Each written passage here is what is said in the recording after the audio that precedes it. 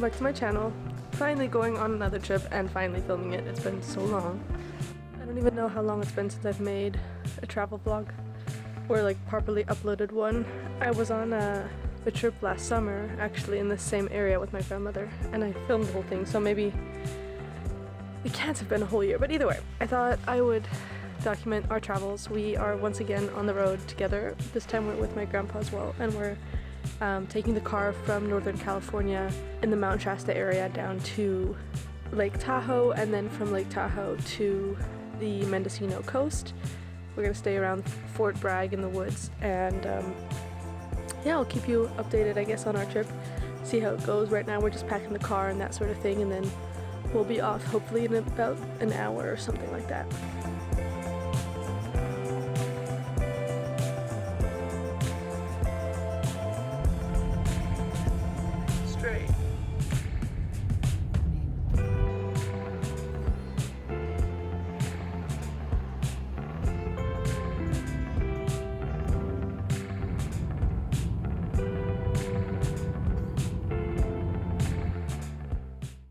Hello, welcome back. We made it to Lake Tahoe. It's about 10 a.m. right now. It's actually exactly 10 a.m. And we're gonna head out on our first hike of the day. I made a whole little route of how we're gonna drive around the lake. I'm with my grandparents, so we're gonna do some shorter hikes and some stops along the different beaches, and then I might do a longer hike by myself. We'll see how that goes. I think tomorrow morning I want to get up really early and go for a run around this area because we're actually staying in a really nice section of the lake on the north shore. There's like so many hikes and beaches and things around here, so I think you could spend a lot longer than we're spending. We're here for 3 nights, 2 full days, so today's our first full day and I'll try to get some clips while we're out and about. But so far it's really nice weather. We just had breakfast. It's like in the 60s right now. Let me just, yeah, it's almost 60 degrees and it's gonna get up to 72 today, so just really pleasant.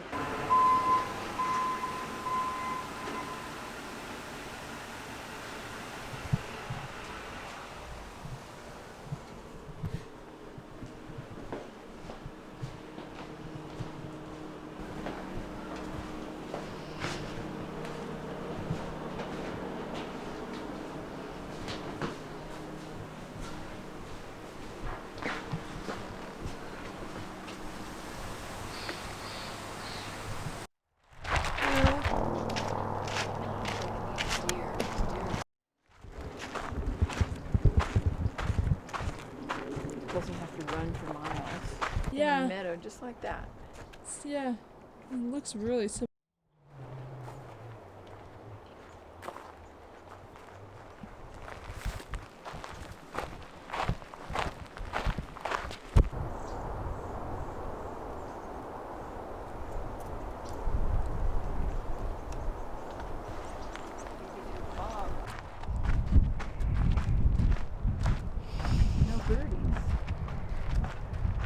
No birdies, you said? Yeah. And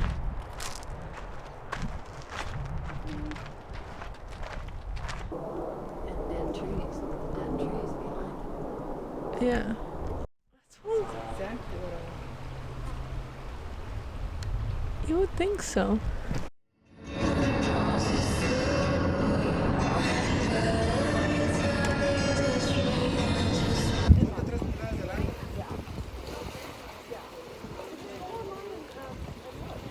Es como de los que están cabezones, güey, de los que...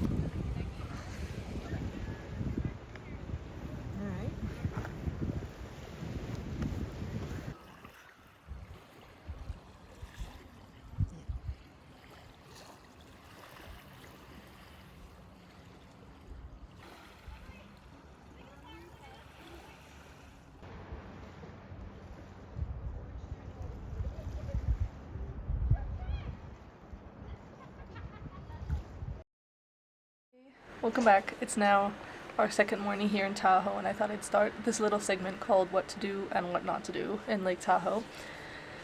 So yesterday we drove from North Shore around the east side of the lake and then up back to North Shore and then down the west side of the lake, ended sort of at like the upper half. And in the morning we were attempting to go to Sand Harbor, but it was like so packed Even driving just up towards Sand Harbor, the traffic was backed up a ton, and you couldn't even get to the actual beach itself, and the parking lot was completely full. I think it was about 11 a.m. on a Monday afternoon, like not even a weekend day. So I think either skip Sand Harbor or go really early in the morning on a weekday. It also said that you needed a parking reservation, so look that up in advance if you're going to go there.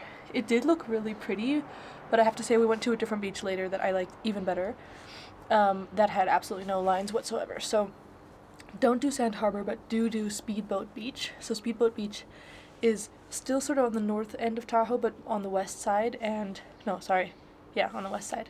It had hardly any actual sand, but just really beautiful little pools to swim in and some boulders, and no parking lot, but just street parking, and it's in a little neighborhood that was really cute. So highly recommend going there if you're going to go paddleboarding or swimming or anything. Then I think snorkeling is also good there. I don't have a snorkel with me on this trip, unfortunately, but if I did, I would definitely have snorkeled there. And then what else can I recommend? Oh, so we went to Alibi Brewing for lunch, which is in Incline Village. I would recommend that. We had burgers and salads and beers. I'd say the food was pretty good. It was like a 4 out of 5 for me. But the beers were definitely fun, and I think it's like a fun place to sit. We sat outside in the shade under the pine trees, and it was like a nice place to relax. And then this morning I went for a run to Hidden Beach. So we're staying in Incline Village, and I ran along Lakeshore Boulevard towards the east side of the lake, and then joined the East Shore Trail and went up and over a big hill down to Hidden Beach. Good morning. I decided to go for a run from Incline Village, where we're staying, to Hidden Beach via the East Shore Trail. So that's where I'm at now. Almost made it to the beach. It was a really nice run. I think it was about 4 miles there.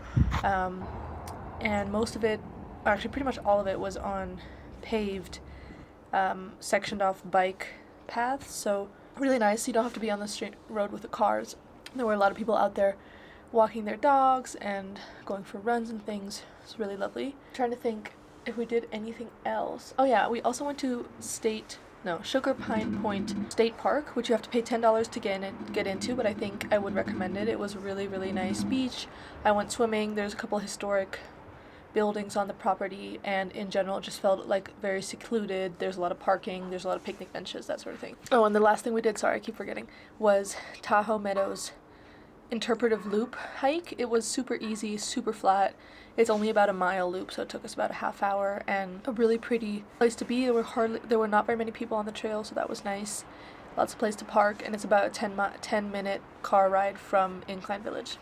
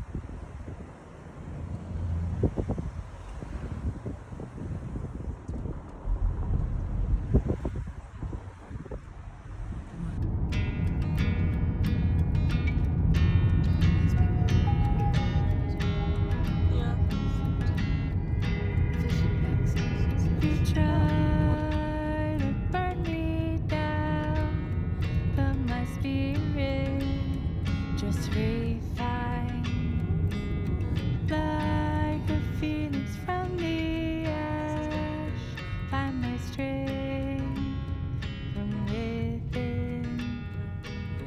I am stronger than before. I know that it goes right.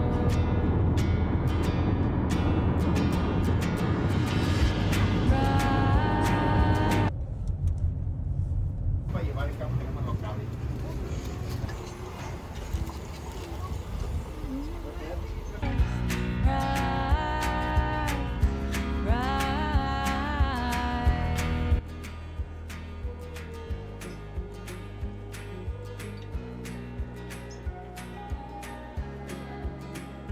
Hello, welcome back. I'm now in our next location. So we finally made it from Tahoe to Fort Bragg. We're staying at the prettiest Airbnb ever. It's this guy who's really into gardening, so he has an incredible garden. It looks like a botanical garden around here. I'll try to get some clips. It took us kind of forever to drive here. We went the scenic route and drove along Donner's Pass Road, which was really worth doing. It only took like 5 minutes more than the freeway would have, and it was such a great view. And we saw a bunch of rock climbers, and we went through Truckee at the very beginning, and we had coffee in Truckee at Dark Horse Roasters, which I would really recommend. And then we stopped in Williams at a taco place that we really like, that we've been going to for years, called Roberta's Taqueria. So we had tacos there, and then continued on to get here. And I think the total drive is about 5 hours, but it took us all day because of all the stops and everything. So it's now 6:30 p.m. and we're just gonna hang out in the yard and drink some wine and play some games, basically. And then tomorrow I guess we'll go explore the coastline and see Fort Bragg and Mendocino and all the beaches and things.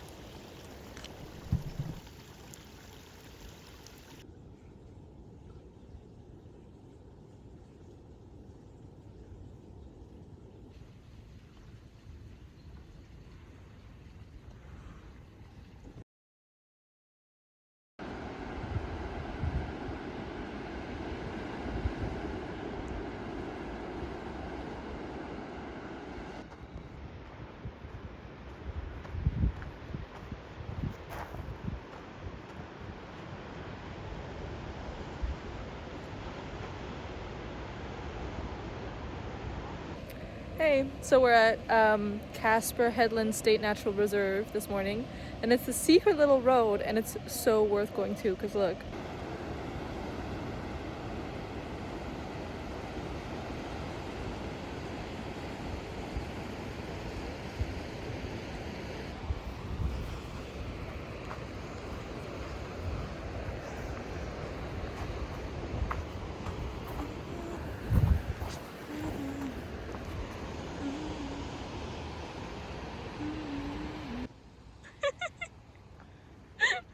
So I'm walking along the little coastal path here.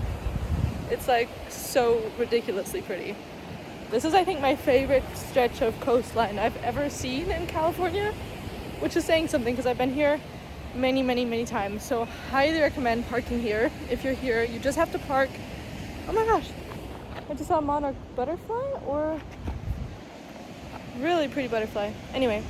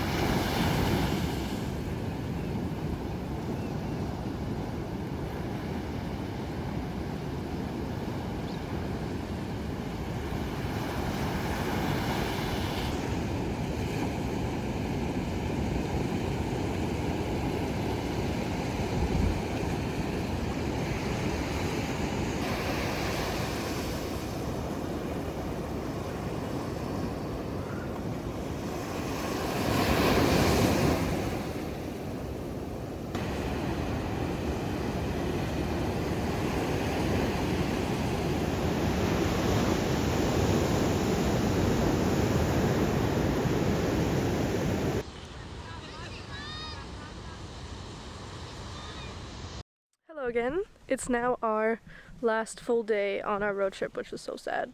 We're in Fort Bragg still at our great Airbnb with the gorgeous garden.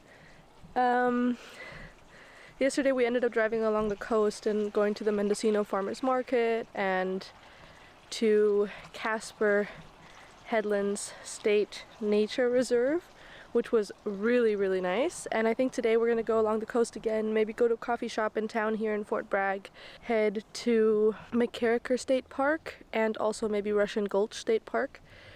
And yesterday we also walked around the Fort Bragg Old Town, which was really cute, and got ice cream at 𝗗𝗏𝗦𝗏's Ice Cream, which was excellent. I would highly recommend going there. And we also went out to dinner down in 𝗏𝗏 Harbor, and we had obviously fish at Sea Pal Cove, which was a very casual little eatery. You order at a window and then you get your food and you eat outside, and they pretty much only have fish and chips, clam chowder, and cioppino, so not a lot of options, but all super fresh and good.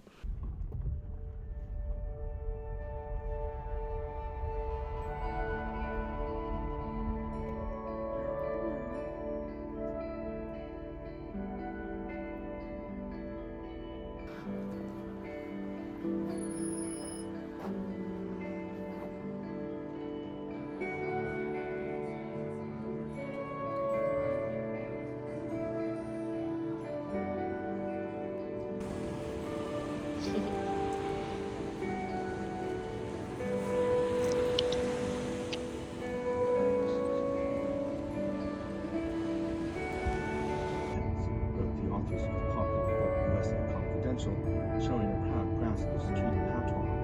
Many others are Reds, left-wingers, or hecklers of social convention. Movies like The Wild One, Double with...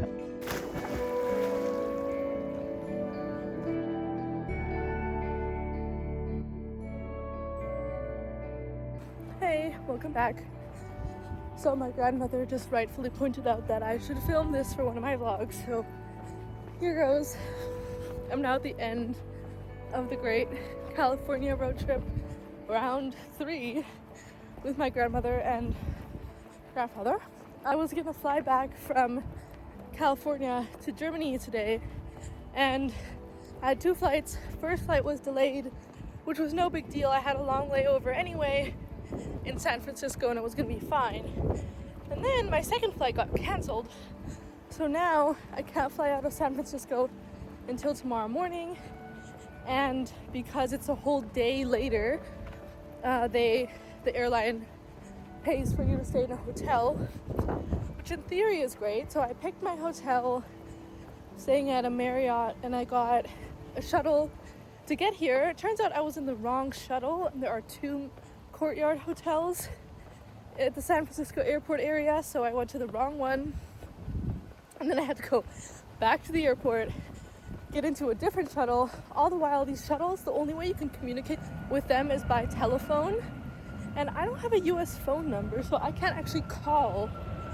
So I had to call my grandmother when I was in Wi-Fi inside the airport to call the shuttle to come pick me up, go stand outside where the shuttles come, where there is no Wi-Fi, and then sort of run back and forth and try to make the shuttle. It was the most ridiculous thing ever. And first time it went wrong, and now I finally made it work. And I'm at this hotel, which is so boring and in the middle of nowhere. And now chaos. And now I just walked to go get dinner, but I couldn't pay with the United Food voucher they gave me at most of the restaurants because it's either a manual credit card entry or a QR code, and neither of those things are normal things for people to do at restaurants here, so nobody will let me pay with their voucher. So in the end I ended up getting a milkshake at Baskin-Robbins, and in the end I couldn't even use the voucher, so I had to use my own money. So pointless. So now I'm back at the hotel and kind of mad at United, honestly. So I made it back to my room.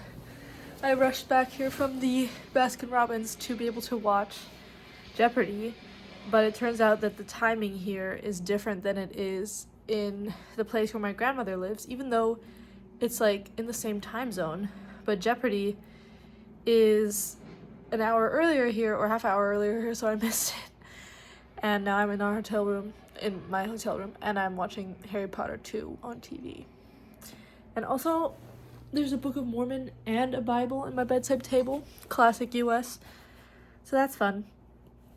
Anyway, I'll see you tomorrow. Okay. Good morning. I'm now in the San Bruno area of San Francisco, trying to find a coffee shop before I have to get on my shuttle to go back to the airport this morning. It's super sunny. So my bed was pretty comfortable, which was good, but downside is the new flight I've been booked on has assigned me a middle seat for the 11-hour flight, which is kind of horrific. Okay, well, anyway, they gave me a middle seat, which is horrible, and I'm going to try to get it changed, but to choose a different seat online, I would have to pay $350 just for another seat, which I'm just not going to do, so there's that.